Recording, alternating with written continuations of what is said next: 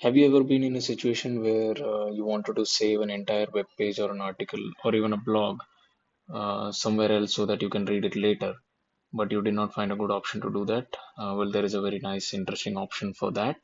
What you need to do is download this app called Notion and open the web page that you would like to save on the browser and hit the share button.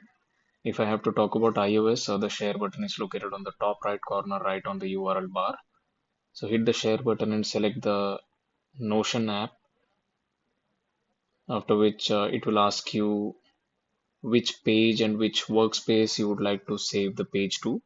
Once you choose that and hit save button, you will see the entire web page is saved in Notion, including the images, which is a very nice way of saving the article, and you can read it later whenever you want.